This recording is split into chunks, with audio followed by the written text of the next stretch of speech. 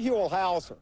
You know, one of the things we have discovered in our travels around California is that once you get off the main highways and get out onto the little roads, there's no telling what you're going to find.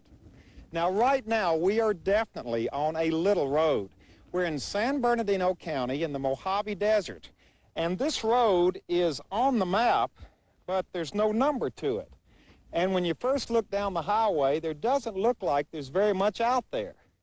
But we have been assured by experts that there is indeed a lot of neat stuff right down that road, both man-made and natural. So what we have done is we've invited Jim Foote from the Bureau of Land Management and Bob and Jennifer Reynolds from the San Bernardino Museum to come along with us to point out all this neat stuff to us. It promises to be a real adventure. It's also going to be hot because, ladies and gentlemen, the weather forecast for today in this area is 115 degrees.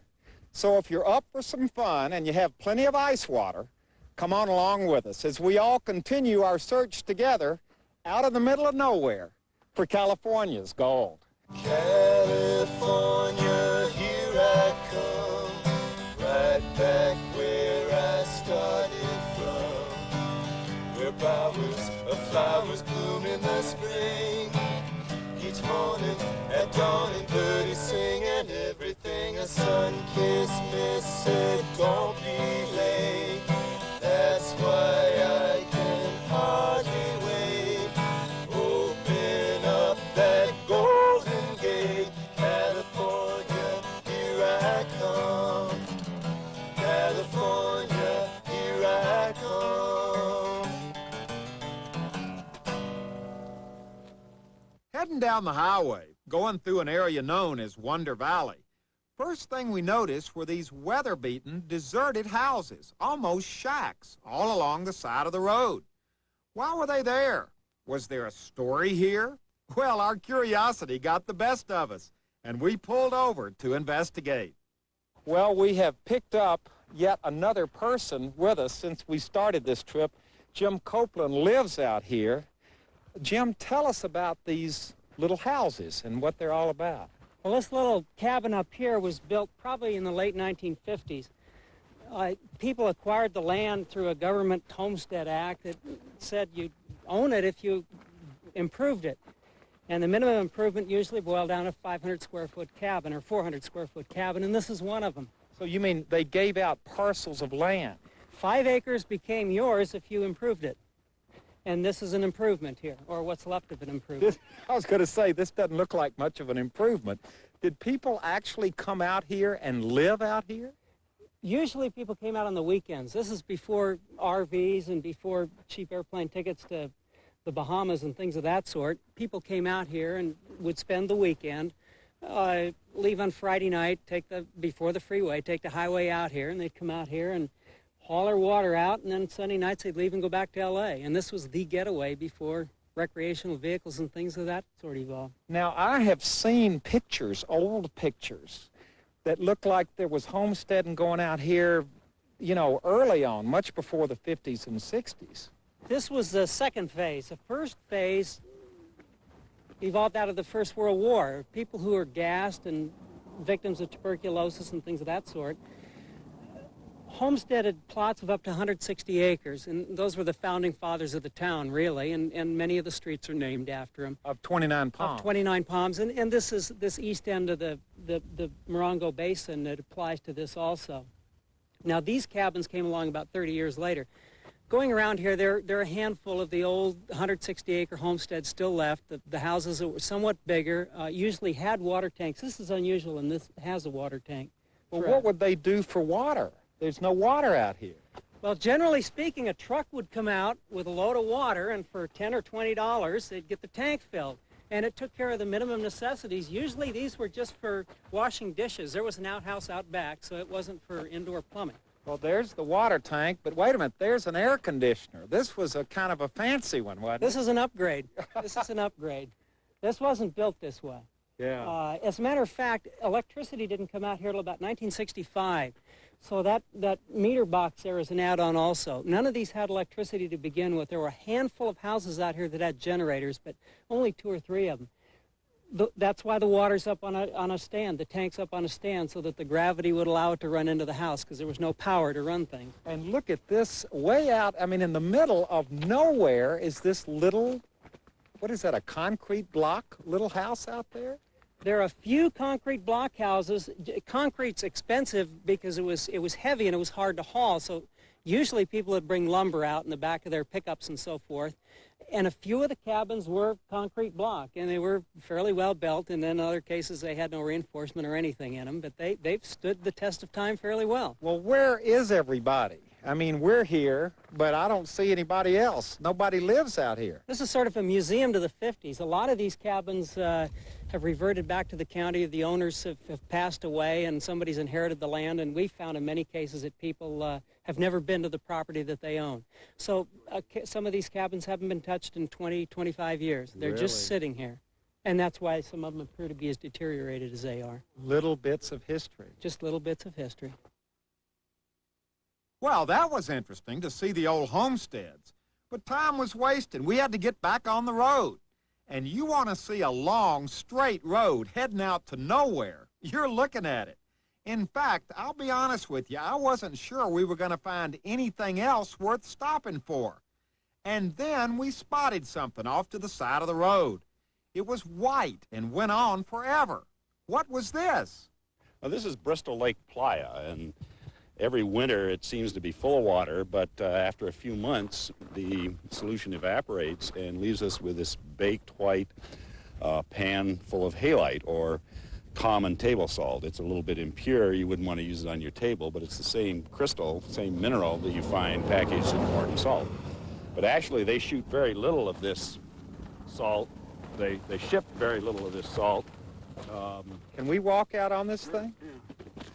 You can see how the crystals grow, and on both sides of the crust expands and buckles into these pressure ridges we see around here. So is this salt? That's halite.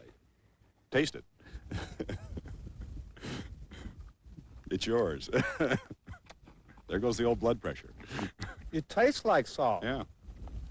Really? With another purification, it would be ready for the table, but it's not really the economical product out here. A little bit of it is shipped to needles for water softening and things like that. Jim, what do people say when they come by here? What do they think is going on around here? Because I looked out here and I thought it was a big salt bed. Well, contrary to popular belief, we are not on another planet, and even though it feels we're about 10 miles from the sun, we're on Bristol Dry Lake, and people are really wondered what's going on here. Really, the mystery of this area is when you come through here, as Bob mentioned, when it's covered with water. It appears as if we have a beautiful oasis out here with boating possibilities and all kind of recreation opportunities. But really, all we have is very shallow depth, and once the rains stop, it evaporates very quickly. This is what we have, and people really are probably mystified. I bet they stop over at the Amboy Cafe and ask Buster over there, what the heck is going on out there? Well, it is a strange looking, and look, right beneath that, you're sinking down. This is mud down here. Very much so. Still holds a lot of water. As evidenced by that, the water table probably is quite high. Can we walk out? Let's walk out. Come on, Louie. You're not going to go in. Let's try, because it's really interesting the way this just buckles up. Look at this. It's a very hard shell. But if you break through the shell, it's like breaking through ice, isn't it? Look, yes. Yeah. You could lose a shoe in here real easily. There are all sorts of wonderful lost treasure stories, all of which are untrue, I believe, about stagecoaches full of gold going across dry lakes and sinking in the middle, never to be seen again. Ah, so 100 years ago, a stagecoach could have been heading out across here, thinking they were on solid land, and just sink with the strong box full of gold. Absolutely. Wouldn't that be great? Well, now we have left the salt beds. We're heading down the road again, and we're on our way. We're going to cut across over here. We're on our way to an honest-to-goodness volcano. At least that's what it looks like to me. We're going to find out once we get there. A big black volcano. Okay, Jim, I have never seen a volcano in person before, and I have a feeling that's a volcano. Am I right, or set us straight on that? That's exactly right. What we have here is the Amboy crater. It was designated as a national natural landmark some years ago. Has a very unique feature here. Although there are other cinder cones that are symmetrical, in the general area, this stands alone in the fact that it has some unusual features. They're all very close by, out in the lava field that's near here. Looking at the floor of the cinder cone inside, which we're soon going to take a look at up close. So we're going to hike up to the top and look down in, That's right? Exactly right. We're going to drive around to the west side here and see what we can see from the up close and right in there. That is quite an impressive sight when you're driving down the road. This huge big black cinder cone. It served as a landmark for a number of years. As we came along the approach road here, we were on Route 66, so there's been thousands of people here that have come by, used this as a landmark throughout the days, and of course now that Interstate 40 has bypassed Route 66, not as many people come through here. And I wonder how many of those thousands and thousands of people ever stopped and climbed that thing like we're going to do today. Well, how many do you think there were? You see the trail where many have tried. And probably not during this time of year either. Well, that says something about us, but we're hiking into the volcano. Well, we're going to try to drive a little closer than we are now first. Well, I wanted it to sound, come on, go along with this thing. We're going to hike into the volcano. Okay, we're going to really endure hardship here, and we're going to be on hands and knees up to the top. Well, to be honest with you, I wish we had walked in. That was the bumpiest ride I have ever been on. I mean, we went over a road that really wasn't even a road to get to that volcano. I'm just glad to be here. Well, that was a tough hike in, Huell. I have to admit that. No, that was a rough ride oh, in come here. on. I thought we were supposed to indicate that we walked in. Now, we are on the short side, the little side of the cone, right? This is the breach in the symmetrical cone, and this is where much of the lava originally did flow out into this huge field out here. So this is the easy way to go in. This is the very easy way to go in. Okay, so we're going to take a hike through all of this lava up into the cone. And this should be something. Boy, this is amazing rock here, too. This, too, is extremely barren and desolate. Very much like a moonscape here. I feel like I'm in Death Valley or something. Well, I'm sure it's a lot cooler in Death Valley today, but than it is here? Than it is here, but I haven't noticed any vultures circling, so I think we're safe for the time being. Boy, this is an amazing, desolate spot, just rising right up out of nowhere. I mean, we're pretty high up. We're getting up there. The top of the rim is about 250 feet above the valley floor. Look over here, Louis. We still got to go. We're falling behind our friends. Hey, y'all, wait for us. We're from the city. Takes us a little while longer. Boy, look at that one over there. That's part of the rim of this volcano here, of the crater itself. And this is the short side we're going up. That's right. This is Well, the easy way. I'm glad we... Never mind. Inside a volcano, and it looks, I guess, like what I thought it would look like. I'm not sure what my expectations were. Well, we'll get a better view once we get on the rim, but this is a pretty good start right here. And you found some rocks over here for us. What have we got? Yeah, what we're seeing here are two types of volcanic structures. One is the flow rock, the basalt flows, which span many miles around this. And here you see the ropey flow, or pahoehoe basalt, characteristic of those basalt flows. So all this flowed out. Right. But then in the final phases of the eruption, you have this cinder cone developed, and it is mainly ejecta, or pieces of rock that were shot into the air. And this is a volcanic bomb, sort of a teardrop-shaped, at the time it was plastic or molten, that was thrown into the air. And A volcanic bomb. And that's what makes up all the walls of this cinder cone. Wow. Then the latest phase of eruption was from the 3 little cones in the center of this massive event. when did this last erupt? Well, the methods of dating this have not been conclusive. Well, in a ballpark, It's probably, at least the basalt flows are older than 50,000 and maybe even 100,000. Parts of this crater look young, parts of it look old, so it could be as old as 10,000. But it's a dead volcano now. It has the potential of being active in the future, just as many of the faults in the area do. What was kind of interesting is I've yet to hear these rumors substantiated, but allegedly when the railroad would come through Amboy and early in the history of Route 66, the local town people would come up here with tires and fuel oil and even dynamite and put on a big show with lots of black smoke and eruptions. From inside the volcano. For the local travelers. So it was a big thing. So. Had you heard that story? I've heard something to that effect. So I'm sure the locals would fool the tourists and make them think the volcano was coming back to life. it's a great game, you bet. Well, it would have fooled me. I would have been out of here. It would have worked for Or else me. you would have grabbed your camera and come closer. Exactly. Boy, a volcanic bomb. I've never seen one of these. This just gets better and better. This is great. Well, we lost one. Your wife stopped halfway up, right? Yep.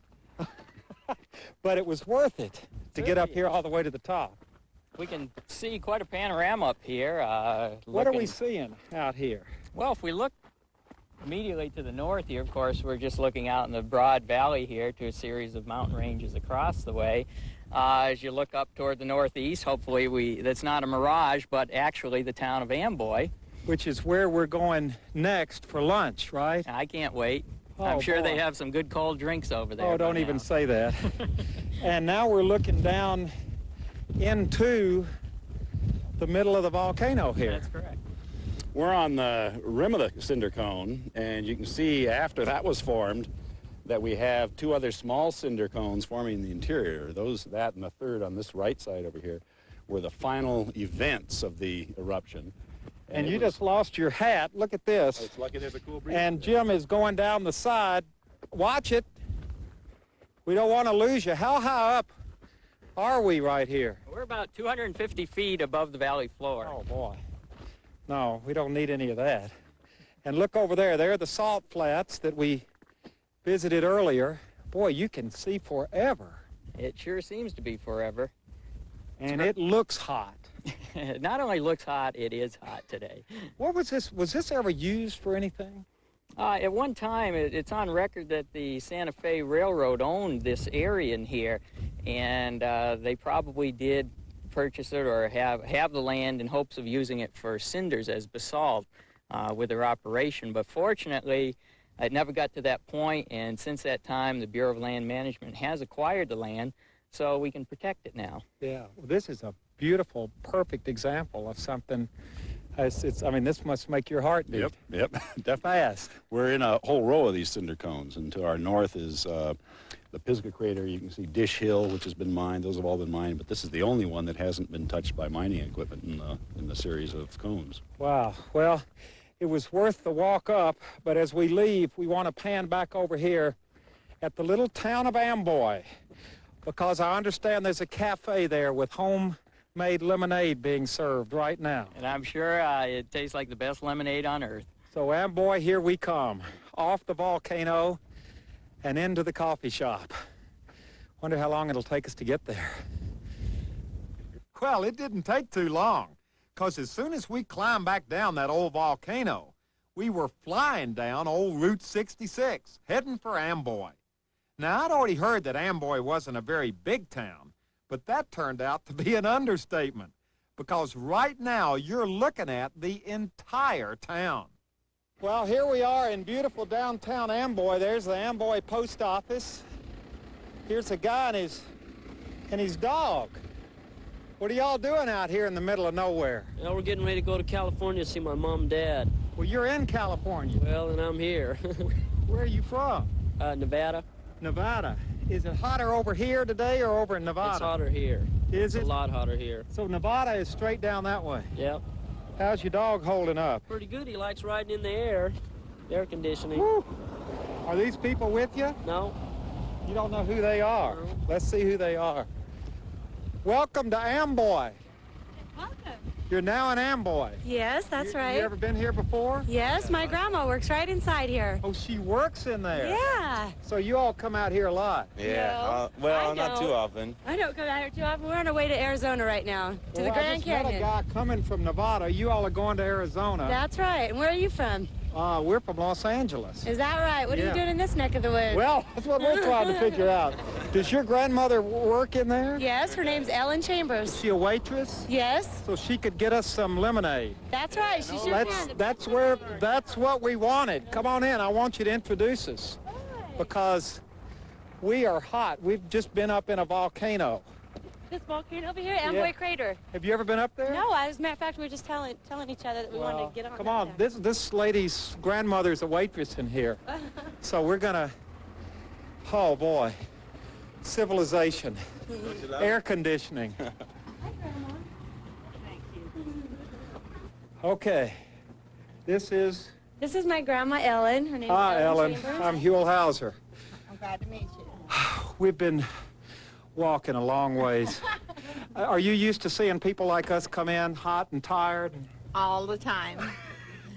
And what's the first thing people ask you when they come in? They want something cold to drink. That's what we want. We want some lemonade. Well, then we've got it. Please, right away with lots of ice. How many? 1, 2, 3, 4, 5, 6, 7, 8, 9. Just bring them on. Okay, they're coming. Okay, we got our lemonade. Jim, get the lemonade. Let's turn around, look at the camera, because we're getting ready to take a break. Yes. We need a break. Luis, the cameraman, really needs a break. He's just hiked to the top of that I cinder know, he cone, has to too. get the camera. And it's hot, and this lemonade tastes real good. We'll see you all in a few minutes. Now, Buster, you own this place. You've been running this cafe for how many years now? 54 years 54 years in Amboy. in Amboy. Built So- everything you see standing now in the town. So you've seen this place change a lot, haven't you? Yes, sir. I've seen it from nothing as I built it up, and then I've seen it go down Uh-huh. in the same way, traffic and other things. Now, when you say go down, it went down because The highway. you got highway, this is Route 66 That right is here. right. The Highway 66, and when they put in 40 back behind us, 12 miles, air miles behind us, it killed it. Uh-huh. I mean, killed us dead. But we've managed to keep staying with it until now, and our traffic's begin to come back. It's helping us a whole lot in that respect. Now, during lunch, I heard you telling somebody that you have people coming through here from all over the world. Oh, yes. We got, right now, I'd say we're getting approximately 75 from Germany every day. 75 German tourists a day? That is right, correct. Well, how many people technically live in Amboy? 29, 29. yes. Do you know every one of them? Oh, yes, you know. You're well acquainted with some of them. All of them pretty good bunch of people? Oh, yes, they're all good people. Because doesn't it take kind of a special breed of people to live out here in the middle of Not nowhere? necessarily. In other words, if you like the desert, you can put up with the heat. Do you think I could buy some land out here cheap? Yes, I'd sell you the town, but I want to stay here. Wait a minute, you want to sell the whole town? Yes, I'll Do sell. you own the whole town? I own everything in town. Post office, church, all of it. And it's all for sale? Yes, all will go together. I got approximately 1,000 acres out here in the desert. Well, that sounds like a pretty good deal. Maybe we should talk business here. Maybe we should. Well, I could have talked business with Buster all day, but we still had 2 more places to visit. First, we stopped and took a look at the Kelso Dunes, the 3rd tallest dunes in the country. They're huge, rising over 600 feet above the desert floor. And then we stopped in the little desert community of Kelso for a quick tour of the old Kelso train depot and hotel. A wonderful old building. This is really a bit of railroad history, of California history, of desert history. That's right.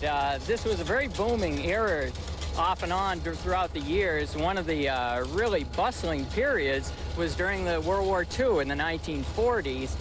Just in the Providence Mountains to the south of us here was the Vulcan Mine, which was the primary source of iron ore for the iron mills in Fontana. So all those people working the mines would live in little houses down here in Kelso, and this was the focal point of their recreational activities right here at the depot. We're looking to develop this as a visitor center for the East Mojave area. So folks will be able to stop here, get additional information about all the features and what they can do and see. So they'll be able to stop here and get information about the very things that we have seen today. Exactly right. So they can go visit the salt mines, the salt flats, Amboy, the Kelso dunes, the homestead houses, but don't climb the volcano.